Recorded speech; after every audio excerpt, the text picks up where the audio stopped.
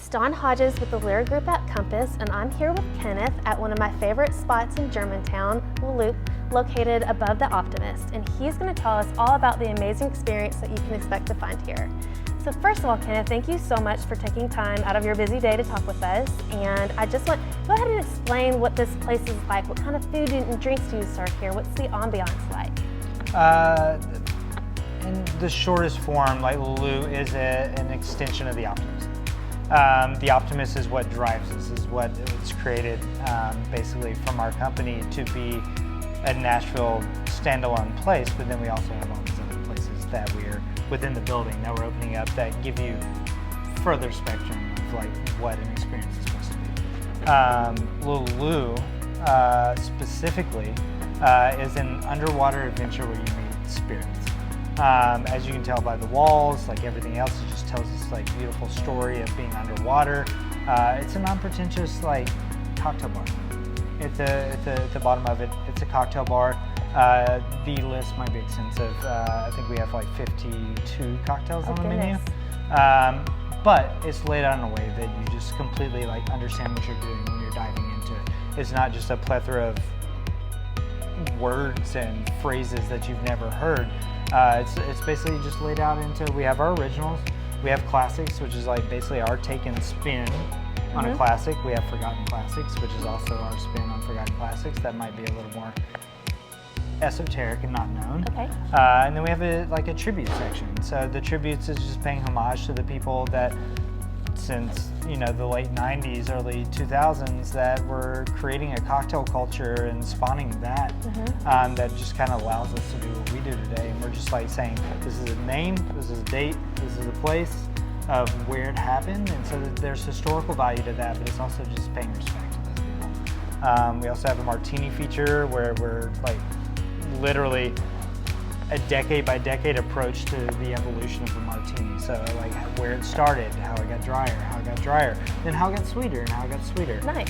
But it basically just gives people the ability to dive into the menu and say, this is what I like, or this is what I like, or this is what I don't like. Don't do this. And it's like, okay, that's awesome. Yeah. But we also just align ourselves in a way that you can, like, everybody has their guilty pleasures. Everybody has like what they like to drink, and we have the ability to make all of those, and not only make those, but make those a step higher than maybe that they've had them before. Sure. So that goes into technique, that goes into products, that goes into syrups, and just approaching it like a chef, and like a chef with food in general. Very cool. Yeah. Well, how long have you all been open, and where did this concept even originate from? It originated, we started talking about 4 years ago. So it was just kind of just like, what if we could? That was the original story, and then we just started diving in. We just started placing things, no pun intended, diving deep. And so we put together this menu, and like we knew what the space was going to be. We knew the opportunities that we had within the space, and this was always going to be a cocktail bar. That's what it was going to be.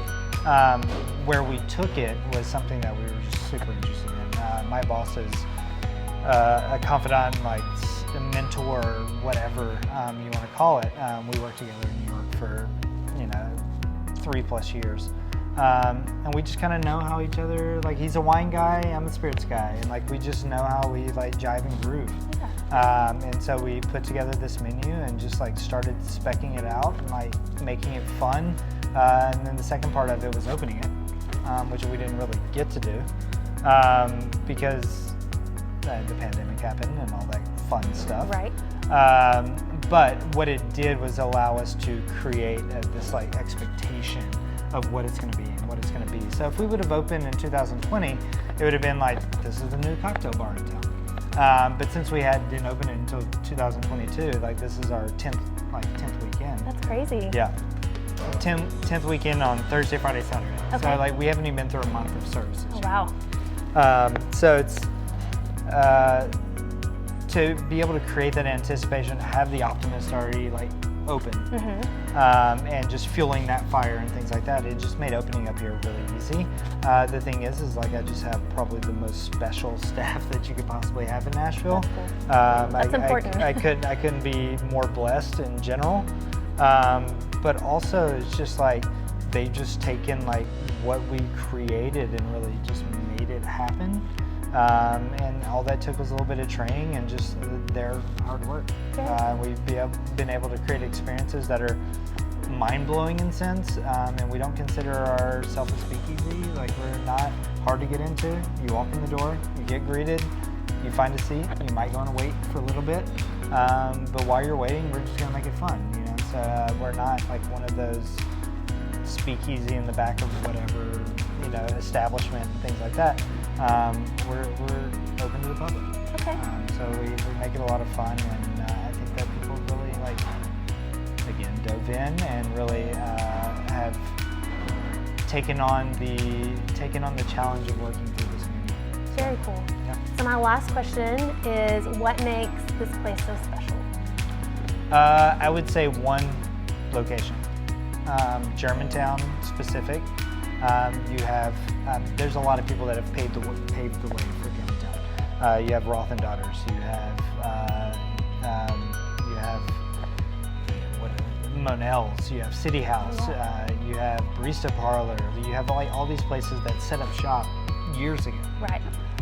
To really set the tone for what Germantown was going to be, and now you're kind of just like salt and peppering like all these like fun little markets in, and like you have, you know, Little Hat now in, which is like this fun like Italian market, and you're just like I think basically making Germantown walkable has been the biggest part. Yeah. Nashville Sounds. Yep. Helped it out a lot. Oh yeah. You know, just the pure like just development of it. I don't think it's going to stop anytime soon. And so for Ford Fry projects in general, everything that we do boutique-wise is made for the neighborhood, and we're going to adapt to the neighborhood. And so that's just kind of like what they train and what they teach. But also I think what everybody kind of wants, like from staffing, they want to be in a place that's different, it's new, and is, and not to say anything bad about any other place in town, but this is like newly developing. Yeah. And it's, you know, you have marketplace going in here, you have more residential going in here. The walkability is the biggest part of it. And I think Germantown has that more than most neighborhoods in Nashville. But yeah, it's just like we have to be here. We have to be here for the people that are coming here, that live around here. But we're also, given that we're off the beaten path, we're still a destination restaurant. Yeah. And so that just makes it like fun. Like, it's just like people come to us. We don't have to go out and look for them. What we need to do is make sure that they feel special while they're here. And I think with multiple outlets within the space, we have the ability to basically just it's like a theme park. Like, just capture, like, if you want to start in Star Rover, listen to music. You want to then come up here for drinks and then go down for dinner, or if you want to do it spun all the way around. Like, if you want to start with dinner and then do cocktails and then go see a show, then you can do that. Yeah. So it's like once you get over here and you're that far off the beaten path, you don't have to leave here. Right. Which I think is what's special. Yeah. So that's what makes it special. Very cool. Well, thank you so much for your time. And there you have it, folks. Make sure you put this on the top of your list next time you're over here in Germantown.